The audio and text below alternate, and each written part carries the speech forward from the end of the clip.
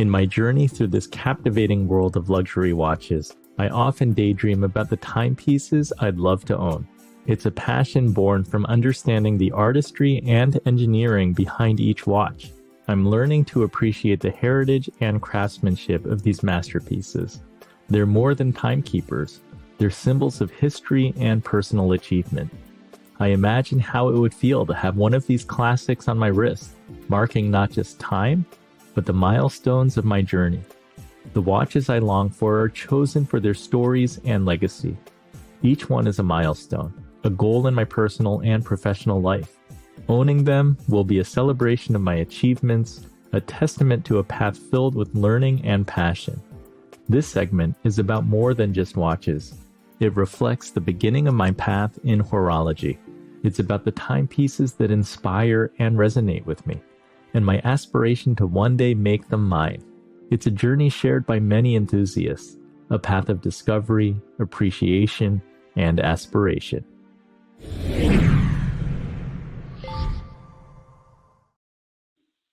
So I want to ask Gary. Gary, can you share with us what was your first watch? And then what was your first luxury watch that you acquired? The first watch that I ever had was a Timex my dad gave me. The first watch I ever bought myself, I bought on a student trip in Europe with a band that I was in. And I had to raise the money to go, and I had $48 in spending money. And they took us to a place called Bucher in Lucerne, and I spent 43 of my $48 on a watch. It's a watch I still have. It's a kind of a tonneau-shaped, blue-dialed chronometer, and it's still. I've never had it serviced. It still runs. Still keeps good time. Kind of bomb-proof.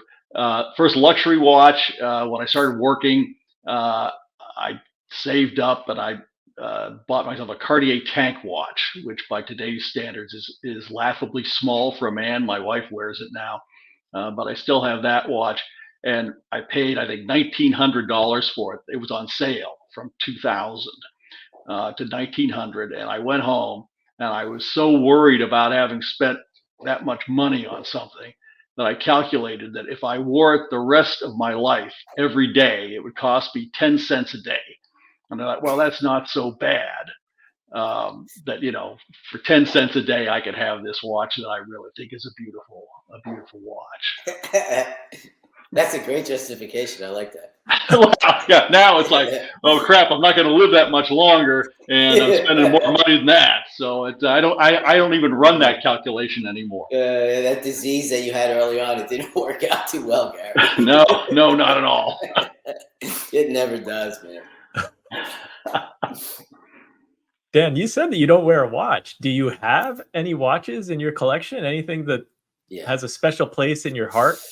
Yeah, my grandfather gave me a Patek Philippe Calatrava in a solid gold case that I wore for a very long time, and that's what means everything. And to me, it attached to the watch is a memory that can't be wiped clean, and that's attached to any watch, because you'll never find usually that watch. It's kind of like trying to find that guitar. When you come see us play, there's a reason the guy doesn't play the same freaking guitar every day of his life. He switches guitars. We never really find that guitar. It gets close. I had one with my Ninja Turtles all over it. It wasn't the Turtles. It just, there was something about that the 10 guitars a year that someone would make me by hand, they're all made the same, that everyone just didn't have that thing you can't explain. Just the same with watches. You'll get close, but a watch, when you finally find one that's really close to that, it really becomes your best friend, especially someone that travels. When you're all alone, you're in a hotel room, you don't have much. You got your bag, your suit, whatever you have with you, but you got your watch. And it really does. I mean, you talk to your watch. It's mechanically. The reason we as watchmakers love winding watches, besides the automatics add complexities to the reverser gears, and it's just a bunch of whatever, is every morning we tell you, just get up Before you put it on, just wind it. After a couple of weeks or so, it's like a thing that's, if you don't do it, you feel really weird. It's like not having coffee. It becomes a part of you. It's not just a piece of metal anymore. Somebody made that. They put their blood, their sweat, and their heart into whatever that is inside your watch, that mechanism that previously, like in my Patek, you couldn't see inside. You couldn't see inside. They were capped with solid gold backs in those days. We didn't have see-through backs to watches. It didn't exist. We wouldn't be able to waterproof them. So now you can see inside. Back then, my Patek, I mean, the first Patek I did as a watchmaker, I got on my bench and I popped the thing and I look inside, and the way it was decorated with utmost of precision, I was like holy shit, man, look at this thing. And then I start taking off all the bridges, taking the wheels out, and I pick a bridge up and I look underneath the freaking bridge. A bridge is, there's a big plate, and then you put some wheels on and pinions, and then each wheel or pinion has a little, well, we call them a cock, because they're not really a bridge. They're a one-sided bridge. And that holds the ruby in the top to that. We look under that, and it's decorated. I mean, perlage. Somebody polished it and then did perlage.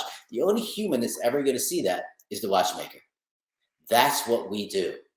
No one will ever see that but us. And man, you just sit back, you throw your tweezers down on that first Patek, vintage Patek, because somebody did that by hand and not by CNC now, and you just go like, you're just like speechless. You're like, I can forget, this brand. I need to get me one of these. Like wow, that's what we are now. As indies, we do all that by hand, just like they did in the 30s and 40s on the same machines that they discarded and let rot in the bottom of their facilities for 60 years in these big brands, and they switched to CNC. We went there now, and we're pulling them out. And they're just rust balls. And I spent 2 years restoring my machines. And those machines have been resurrected, who made those great watches, and they're all in our facilities. And that's what we do. I love the Easter egg from one watchmaker hidden for the next. Gary, I'm very impressed by your collection. Any final thoughts? Well, since this part of the discussion is about advising you on what watch, or how to think about it anyway. Good news is the market is soft right now. Bad time to sell, good time to buy. And particularly, if you're thinking vintage, there are some watches, oddly enough, vintage Patek Calatravas, 3-hand watches, hours, minutes, and seconds, that used to be really popular. And now, they're a little out of fashion, but they're going to come back. So you might think about that. If you're thinking about one of the big famous brands and you just got to have, the one, well, go start building that relationship now. Find the brand boutique or the authorized dealer, get to know them, show interest, show that you're a legitimate guy, that you understand and are interested in watches. Do your research, do your reading, talk with people. There are some brands out there that have been around a long time, like Parmigiani, for instance. They have a new CEO, Guido Tereni, and he's doing great things. And, those watches, particularly pre-owned, can be had at a reasonable price, and they're really cool watches.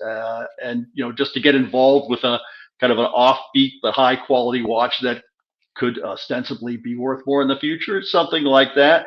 Jean Arnaud, the young guy at Louis Vuitton, he's doing all sorts of things to turn that from a fashion brand or a lifestyle brand into a legitimate watch brand. So I think there are, Dan talked earlier about getting in early with independence. I'm not sure how you get in that deal flow other than to, make good friends who are already in it. And you might think about that too. But there are a lot of paths in. I think the moon watch is a great idea. I think there are a lot. The great thing is there are a lot of great watches out there. And by makers large, small, known, and lesser known. We had dinner with Mr. Dufour a couple of years ago. It's kind of a tradition with our group, and always he gives us some pearl of wisdom. And I said at the end of the day, I said, Mr. Dufour, you haven't given us any wisdom yet. What do you got? And which is kind of cheeky, for the world's greatest living watchmaker. And he didn't pause more than a second. He said, take your time. There are a lot of watches out there. And that watch you think today you just have to have, maybe you don't. And just be thoughtful. And it's a journey, and just go out and enjoy the process and the people. And I guess if I had one word of advice, it's all about the people. There are watches involved. But it's creators like Dan and fellow enthusiasts that really make this rewarding for me. Yeah, Great advice. Gary just drove home my point. See, he travels all the way to Switzerland just to go out to dinner with another independent watchmaker Dufour. See, see how that works. I say, Andy, we live in a different world now. Be very careful what you slap on your wrist and where you go with the name brand. I don't know if you're aware of what's been happening, but it's not just like in high crime areas, someone's going to hit you over the head like they did in the 1950s or 60s. The name brands attract attention. They're easy to target and easy. They know what you got. If you're just a person who wants to wear a timepiece to show someone else that you're wearing, that you spent some money on a timepiece, it's very dangerous out there. So you'll spend all that money and not be able to enjoy it because you'll be scared where to wear it. Another reason that our indies are under the radar, nobody knows what you got strapped to your wrist. I'm a man on the moon guy. The ceramic, even their new movement over there with the George Daniels escapement, British guy, somehow made his way, cracked the Swiss code, made the Swiss buy his patented escapement. This is George Daniels, okay? And that's in that Man on the Moon and most of the new movements for Omega. So they keep better time. Independence, good luck with trying to find like the real Daniel Roth, which is Jean Daniel Nicholas. He got his name stolen from him, the Daniel Roth brand, and he's not even allowed to use his real name on his timepieces, but he makes about 2 or 3 tourbillons, if you can afford one. As a watchmaker, I would say get it, because he's not going to be here that much longer. That would be an incredible investment. And if you want to go below the Omegas, I'm not really versed in that. I think mechanicals kind of start around that $8,500 mark. Well, thank you guys. Thanks for taking me down the rabbit hole. I think it's going to be an enjoyable time. My takeaways are that watches are deeply personal. Luxury watches can be an emblem of artistry, symbols of sophistication, vessels of financial wisdom. And we talked about iconic watch brands, big watch brands, frequently being the cornerstone investment of a watch portfolio. But it's worth looking at smaller makers, independent makers who are truly unique. And I guess then the biggest takeaway, which was just mentioned, it's not just about a watch on your wrist. It's about people. It's about community. It's about the people making it. It's about people wearing it. It's about having friends who can get you in on a list for access. So I want to thank the panelists this evening. Thank you, Dan, for returning to Inspired Money. Everyone can find him at danspitz.com. He's got some great pictures and images of the watch that he referred to tonight and that he is making and selling. And then Gary Getz, thank you so much. You can find him at instagram.com/GaryG_1. We are off for the rest of this year at Inspired Money. I wish you a happy Hanukkah, Merry Christmas, and happy holiday season. Inspired Money will be back on Wednesday, January 10th at 6 p.m. with episode 18. We're going to be talking about retirement planning strategies, designing a future of financial independence, have a safe New Year's celebration, and make those New Year's resolutions. Be sure to make them big and bold and do something that scares you, because that's where the magic happens.